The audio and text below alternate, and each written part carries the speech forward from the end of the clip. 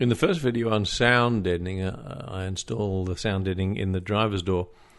I've since done it in all the doors and also in the walls and on the tubs in the rear, which you'll see a bit later on. And now I'm going to install this sound deadening insulation material on the floor. You can see here I've stripped everything out. This is the floor from the rear. There's still some seat mounting brackets there. I'll talk about those a bit later on. Also taking out the seats, of course. And I'll talk about that extruded material too a bit later on. This is the stuff that you're looking at right now. The matting I'm using is a van mat. It's adhesive on one side. It's a closed cell foam. I'm using a Stanley knife, pair of scissors and a roller. And you'll see all of that in action a bit later on. Now I'm doing it in sections because of the seat mounting brackets that are still fitted. And I recommend you do it in sections anyway, because it's pretty hard to wrestle a large sheet of adhesive matting. So just cut it into, in this case, this is around about 40 centimetre, I think, between the brackets. And I'm using, to cut it, I start out here with a pair of scissors, as you'll see, but in fact it's much easier to cut with the Stanley knife, so I revert to that a bit later on. Once you've measured and cut, then grab your peel off the waxed paper and exposing the adhesive side of the mat. Flip it over and starting on the right hand side or up against the edge of the vehicle, roll it into the corrugations or press it into the corrugations one at a time, rather than try and stretch the whole mat out and then press it into the corrugations, because it simply won't stretch that far. I'll show you better actually with the next section. Once you've pressed it in, grab your roller and make sure it adheres pretty well. I think it improves the sound deadening and insulation if it's actually stuck to the metal rather than floating around on top of it. With this next one, you'll see if you start right up against the side of the vehicle, and you can always come back and fill in patches later on. It doesn't have to be a continuous sheet, of course. Just a matter of covering as much of the metal as you possibly can.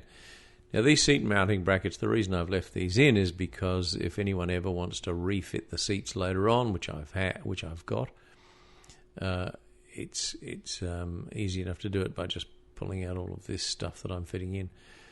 And truth be known, in fact, it's very, very hard to get these off because they've kind of rusted themselves in place. So it's easier to leave them there than it is to take them out. Now you can see once again pressing it down into all of the corrugations just to make sure that it adheres. Now the distance between the two wheel tubs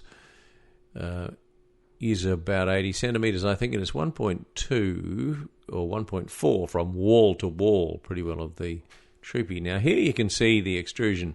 I had no way of knowing what's underneath that, so I basically soaked them in a rust converter and then painted them with a rust paint, Rust-Oleum or something, to give them some protection. Now you can see that I fitted the matting in the front. I've actually doubled it up here because a fair bit of noise comes through the transmission tunnel. It's important when you do this too to make sure that you leave the cutouts where the seats go, and in particular where the footrest goes, so that's that one just underneath the clutch pedal, and also where the accelerator is. And of course, don't come all the way to the edge, because there's a cable that runs on both sides down the front, and there's a plastic channel which is in the original matting, which I've refitted, and it won't seat if you fit the insulation or the matting all the way to the edge. Now you can see it here with the seats, seat belts, and everything refitted. Being sure to get up underneath things like the gear knob and handbrake. Now I've used the original mat to mark out this insulation material. Now this is 10mm thick. It's 2.4 long and 1.2 wide, so I've cut the top 20 or 40 centimetres off the top, because I only need it to be 2 metres long, and I use the extra 40 centimetres to fill in the sides, as you can see. Then I'm using the matting again to do the same on the ply, which is the same dimension, so 2.4 long by 1.2 wide. And I'm fitting it from the left to the right so that the bits that I used that have been cut off the top will now fill in these gaps. And the reason I've done it that way is because there's going to be cabinets on the right-hand side, and so any join in the materials will be underneath those cabinets. The brackets, of course, will come in handy for fitting or securing the whole thing down. I can just bolt straight into those brackets that are sticking up. Now I've actually refitted the original mat underneath there, and I plonked this on top. And on the ends of these, on both doors, I've put in some trim.